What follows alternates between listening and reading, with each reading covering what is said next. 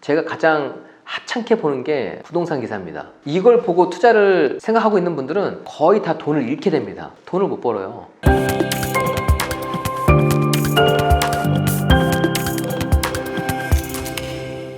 여러분 안녕하세요. 송 사무장입니다. 오늘은 그냥 단도직입적으로 어떤 것부터 시작하면 부자가 될 수 있는지 그 정답을 알려드리려고 합니다. 제가 종잣돈 10원짜리부터 한 푼 한 푼 모아서 그 시절부터 지금까지 딱 지켜오는 습관 한 가지가 있습니다. 그것은 바로 경제신문을 보는 거였습니다.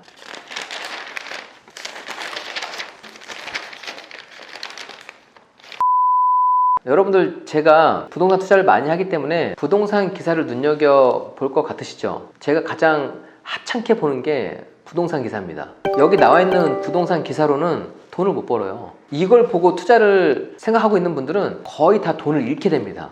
부동산 투자는 언론을 보고 투자를 하는 게 절대 아니에요. 제가 투자 참고용으로 사용하지 않는다는 겁니다. 제가 보는 거는 사람들이 어디로 몰리고 있구나, 우리가 여유 자금이 있는데 나이를 드시고 은퇴했던 분들이 할 수 있는 게 아무것도 없어요. 저는 정말 이 부분이 좀 답답한데 지금 1층 점포를 돌아보면 다 문 닫고 있어요. 인력을 사용해서 할 수 있는 곳들이 다 문 닫았습니다. 예전에는 우리가 은퇴를 하고 3억, 5억의 자금이 있으면 치킨 가게, 피자 가게 이런 거라도 했었는데 지금은 그런 것도 할 수 없는 시장이 되었습니다. 시중에 이런 유동자금이 갈 수 있는 곳이 없어요. 주식시장으로 가겠어요? 아니에요. 주식시장으로 갈 수 있는 돈은 항상 한정되어 있습니다. 원금 손실을 볼 거라고 생각하고 여기를 가지 못하고 있어요. 그러면 나머지 자금은 은행에 넣어봤자 얼마 받을 수가 없잖아요. 이 시중에 자금이 갈 수 있는 곳이 사업 아니면 부동산으로 갈 수밖에 없다는 겁니다. 돈의 흐름을 보는 거예요. 자, 분양권 전매 막차 타자 통장 5만 개 몰렸다고 나와 있습니다. 여기에 거주하고 싶은 사람만 모인 게 아니에요. 지금 분양가 상한제이기 때문에 주변의 시세보다 더 저렴하게 분양을 하고 있어서 당첨만 되면은 수익이 지금 확보되는 그런 시장입니다. 이 5만 1,800개의 청약 통장이 돈을 벌기 위해서 여기 들어왔다는 겁니다.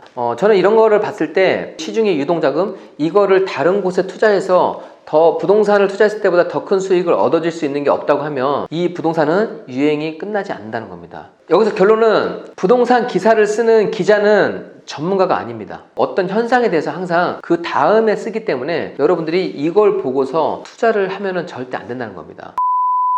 매출 반토막에 당장 임대료 내기도 힘들어. 자영업자들이 상당히 힘든 시장을 겪고 있습니다. 최저임금이 급격하게 오르기 시작했습니다. 소상공인 분들이 인력을 써가면서 수익을 낼 수 있는 그 여건이 되게 힘들게 되었어요. 코로나 여파가 오지 않았다 할지라도 1층의 점포는 문을 닫아가는 추세였습니다. 코로나로 인해서 그 속도가 훨씬 빨라졌다는 거죠. 공실이 정말 급격히 늘어나고 있어요. 급격히. 이 공실이 영원할까요?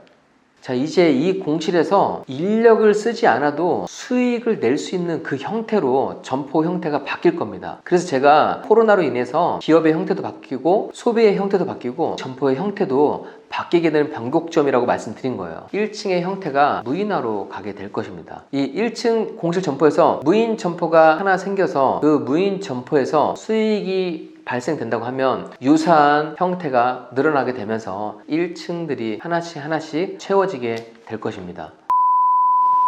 취약 계층부터 무너뜨린 잔인한 코로나 이렇게 나와 있네요. 앞으로도 마찬가지겠지만 어떠한 위기가 오면 이런 고통은 가난한 사람부터 찾아옵니다. 그래서 우리가 준비를 하지 않으면 안 돼요. 평소에 얼마만큼의 부에 대해서 준비를 해야 되느냐 그 필요성이 나와 있는 겁니다. 근데 이렇게 힘든 상황에도 불구하고 또 하나 유의해 볼 게 있습니다. 백화점 샤넬 매장에 몰린 인파 가격 인상 전에 사자고 3시간을 대기했다는 겁니다. 715만 원짜리예요. 취약계층이 힘들다고 했던 거랑 또 반대 기사입니다. 이렇게 힘든 상황이어도 소비를 할 수 있는 이런 소비의 그룹은 있다는 거예요. 이렇게 힘든 시기가 오면 점포 형태가 두 가지로 극명하게 나눠집니다. 정말 저가형, 백반도 3,000원, 4,000원, 1,000원짜리 상품을 파는 곳이 생겨나고요. 반대로 고가의 상품을 파는 곳도 흥한다는 겁니다. 그러니까 소비가 완전히 극명하게 되는 거죠. 왜냐하면 중산층도 이런 경우에는 소비를 아껴서 평상시의 소비보다 저가형 물건을 구입하는 경향이 있거든요. 그래서 저 같은 경우에도 부동산을 투자를 하게 되면 중산층이 소비할 수 있는 부동산 형태가 있고 취약계층하고 프리미엄급이 소비할 수 있는 부동산 형태가 있다고 하면 하면 저는 어중간한 중간층을 택하지 않는다는 얘기죠. 이 시기에는 오히려 프리미엄급 아니면 조금 더 저렴하게 공급할 수 있는 이 두 가지 형태를 택한다는 겁니다. 마지막 기사 하나 더 할까?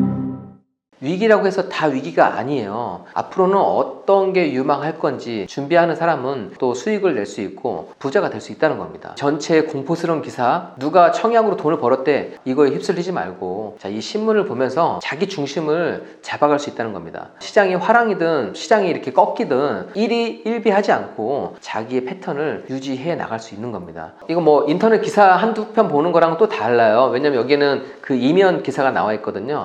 신문을 보지 않았던 분들은 투자해도 한 달에 얼마 들지도 않습니다. 분명 1년, 2년 점점 더 그 다음 시장이 보이는 그런 신기함을 경험하게 될 것입니다. 그래서 앞으로도 제가 갖고 있던 이런 좋은 생각 공유하도록 하겠습니다. 감사합니다.